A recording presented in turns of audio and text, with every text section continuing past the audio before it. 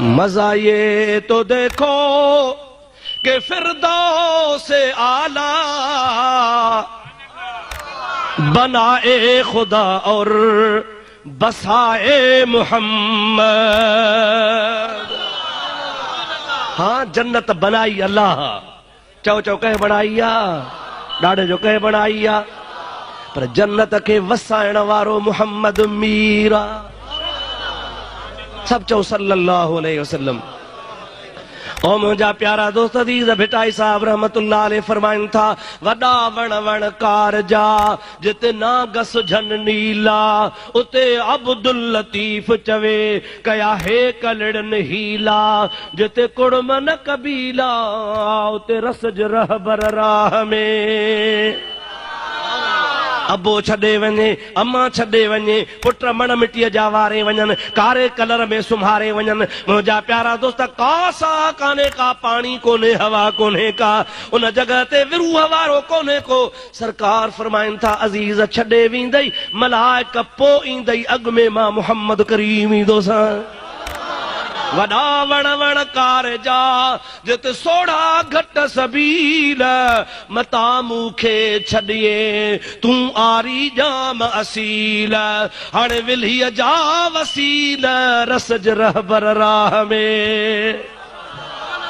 ओ मुंहिंजा प्यारा दोस्त या अल्लाह जी तौहीद आ, रब जी वहदानियत आ, जो पंहिंजे बंदे खे, पंहिंजे बाने खे, पंहिंजे रसूल खे, पंहिंजे ख़ल्क़ल खे अल्लाह पाक जी ज़ात एतिरो मक़ाम अता फरमाए जो काइनात जा माण्हू क़यामत जे ॾिहाड़े नफ़्सा नफ़्सी जे आलम में हूंदा। जंहिं वटि वञ सभु को चवंदो नफ़्सी नफ़्सी नफ़्सी नफ़्सी, इज़हबू इला गैरी। अॼु मूंखे पंहिंजी लॻी पई आ, ॿिए ॾे हलिया वञो। सॼो जहान नफ़्सी जे आलम में हुजे, ख़ुदा वहदहू ला शरीक जलाल में हुजे, या ख़ुदा जी तौहीद आ, वहदानियत आ, जो को ख़ुदा जे आॾो को न ॻाल्हाए सघे। मुहम्मद करीम ख़ुदा जे आॾो अची सजदो करे। रब ताला फरमायसि मुंहिंजा हबीब सजद जो टाइम न आहे, सिर खण सुवाल कर, जीअं चवंदे तीअं कंदो वेंदुसि। तो त मथो त मथे खण, घुर त ॼाए। खुदा जे हबीब सब चो सल्लल्लाहु अलैहि वसल्लम, ज़ोर सां चो सल्लल्लाहु अलैहि वसल्लम।